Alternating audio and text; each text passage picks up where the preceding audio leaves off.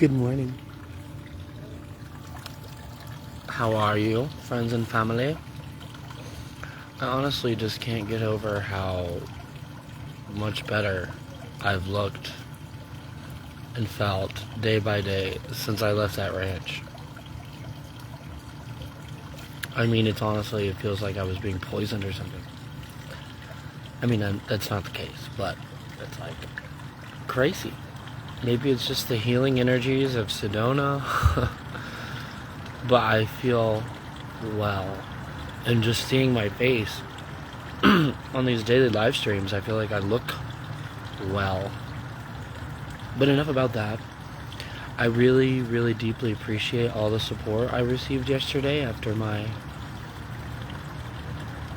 continued emotional release on Facebook.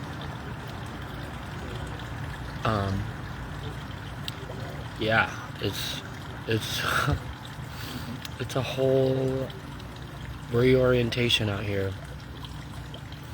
I am grateful to be in Sedona in general because of the national forest is just right there. So you can live like I'm choosing to and get into town really easy. And a lot of people here, there's a broad community of people interested in living in a different way and developing whatever the new ways may be, healthier ways, in tandem with the environment. But it is a new way and it's hard. And I'm in a major transition right now, it's slow season around here, so there's not as much hiring going on, and without the vehicle, I've pretty much lost out on one of the jobs I've had that I studied for while at the ranch. That could be in the future. It feels very clear to me that I'm supposed to be doing this. And yesterday I was able to get a small tarp and some paracord and a couple other things like a headlamp for my new living situation. So if it rains, I'm totally suited up and I'm well on my way to being totally ready for a trip out into the wilderness, hopefully with a friend or two. But I'm so grateful for the support I've received on here, and I'm also grateful for this sort of avenue that I have to express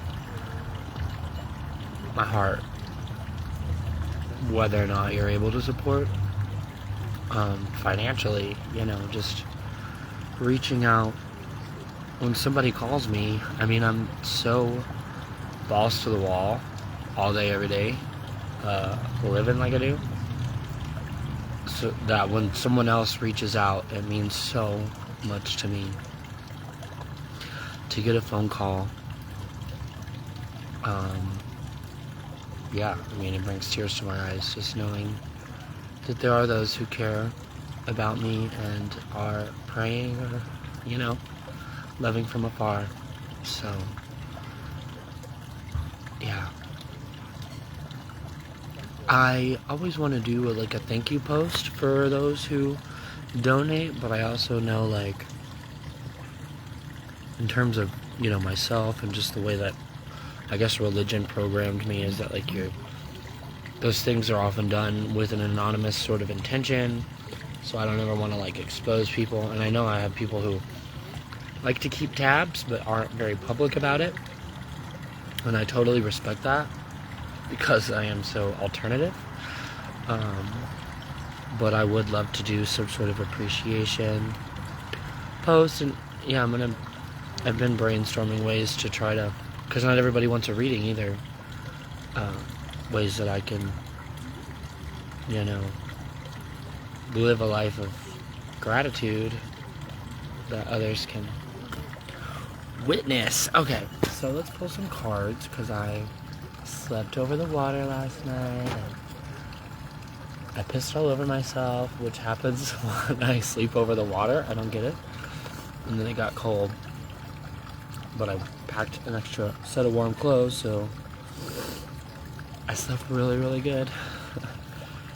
So let's pull some cards for the collective energies today. Let's track where our subconscious is going, and hopefully I can share my love with you from here, wherever you are, whenever you are, as I know my purpose in this life is to be who I am. As much as I can, wherever I can, whenever I can. And I like to believe that goes for everyone. And so just by me being me, you feel more comfortable being you. Hopefully. And so, if you have a question or intention, you may speak it or keep it to yourself. The cards will say what they want to say, but they have a pretty good way of wrapping it all together. And I use a standard deck of playing cards. A spineless book without words that nearly everyone already has in their home. As the 4 suits relate to the 4 quadrants of the Great Pyramid of Giza, the nuggets from King Solomon's mind may help us to connect with my subconscious, which is connected to your subconscious. So try it out. See if your question gets answered. Hi, Aunt Starla. I hope you're feeling well after your surgery. I love you so much. So very much. Alright. So I do what I call a diamond divination spread. It's just 3 sets of 3 of these playing cards. However they connect makes a statement. And we'll start with the present, past, and then future. So right now, we've got the 8 of Spades. Surrender. This is a lady blindfolded and she's tied. And because she's blindfolded, she thinks she's tied to something. But she's not. She could just get up and walk. But she doesn't know because she's blindfolded. That's that kind of just the next step forward that you can take. Take it. Don't let your mind, because the spades are the story we tell ourselves, the air. So don't let your mind inhibit what you think is possible. And so then in our direct past, we have the 4 of Hearts, which is a period of reevaluation. Really getting to know yourself a little better. What makes you you? Is it the accreditations or accolades? Or is it the relationships and experiences? So after that period of reevaluation, you're now being asked to remove the blindfold, or perhaps to just stand up, though you can't tell that you can stand up, though you feel bound. And then moving forward, you have the Ace of Spades. Always the grand pip, as it may say at the bottom, which is the sword of truth. As the spades relate to the story, it is the air. And the symbol for air I like to use is the sword, a knife, clarity that cuts away and also upholds justice. Justice is something we simply trust exists, and we uphold it by upholding our own integrity. We can't individually take justice into our own hands. We must simply empower ourselves, which in turn empowers each other, knowing that there is a balance that pervades and is inescapable, as living things must maintain homeostasis. So these next 3 cards below are going to be what is currently manifest. So you have the period of reevaluation. Now you're being asked to see beyond what your eyes can see, or to at least attempt.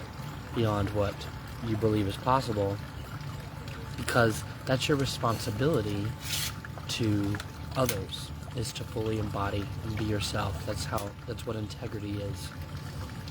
And as you do that, that sword cuts away what is no longer necessary, or whatever discernment needs to happen. So bringing us out of the period of reevaluation is the King of Clubs. So stepping into this moment, you're going to be assisted by following your impulses, finding what gives you a little passion, taking a risk even. That's how you change the world. And then bringing us out of that period of perception, of limited perception, into that Ace of Spades as a Seven of Hearts, which is an illusion. It's sort of like indecision, thinking that you don't know which timeline you're on, or which one's meant for you, when really it's very blatantly obvious exactly what you want, what your heart wants. The illusion is often an addiction matrix, so just shame. And then we have the King of Diamonds, so we have a double king here, which is masculine authority, leadership, which, not to say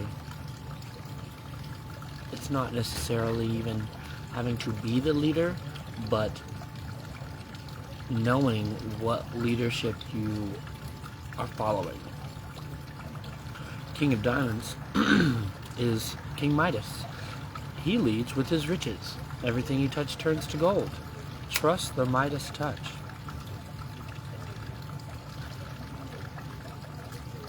And then, which can then inversely be like, maybe you feel like you're touching things and they turn to lead.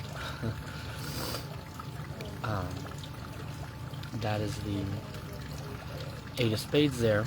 So then to balance this King of Clubs, he leads with his armies. He can inspire his armies to change the world.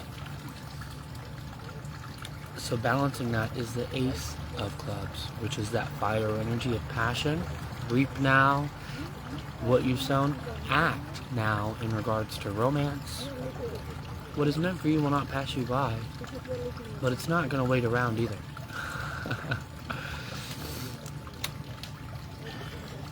So that's going to help you follow your impulses. If you put more impetus and authority on what you feel brings you passion, it's going to help uplift you out of that limited perception. So then balancing the Seven of Hearts, the illusion, the timeline that you're on that you don't wish to see, the avoidance, is the Two of Diamonds, which is Two of Earth, which is change.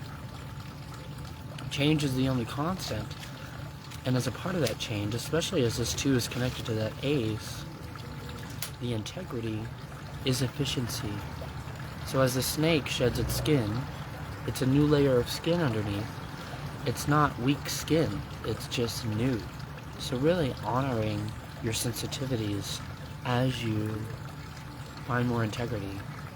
And then at the very top, in alignment with the King of Diamonds and the Ace of Spades, King Midas and his golden touch, which this could be a nod to healing energy, laying on of hands. Really, as we engage with that as being healed, we help heal the healer who's healing us, because we only heal ourselves. And as we reach out to heal others, we in turn are healing ourselves. Only ourselves. So in alignment with that is the Ten of Spades. This says the worst has already happened. The grief is meant to bring us back together with those we still have, to tell a new story. And it's a much more beautiful story than could have been told had we not lost whatever is ruined. This is ruined. And it really says face the ruin, face the discomfort. The avoidance is that Seven, and that's what pain is. So that to end the pain is to face it. There's no way out of pain. There's no way out of judgment. wise words from Matt Kahn, my favorite guru. Oh my god, I just remembered a whole comedy bit that I haven't done in so long. That I gotta tell Matt Kahn next time I see him around. So yeah, that's our reading. As you face the worst, you will find a far greater strength born from how sensitive you were, how hard you were trying to protect yourself with whatever was going on, you know. So that clarity is found, and you can choose for yourself and your own heart what to turn to gold or lead, and then in turn inspire others from a newfound sense of self.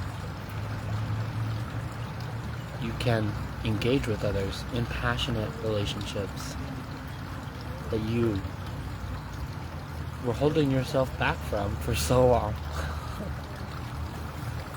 And I think that's very sweet. And here I am, I'm gonna cry again.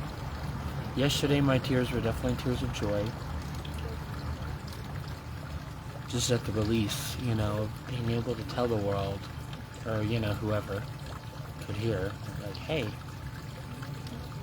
ain't no shame in my game, but it's fucking hard.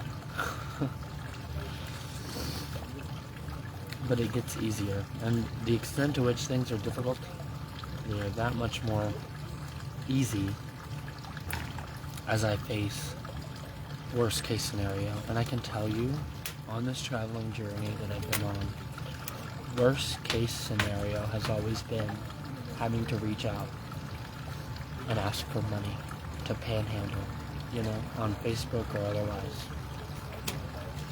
And so yesterday I faced it. It is no easy thing to ask for help on the internet. Whether or not it seems so gratuitous, it's an initiation every time.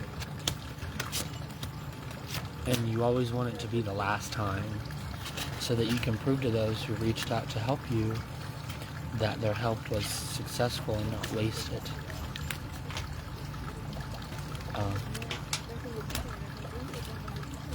But it's not wasted. Nothing is wasted.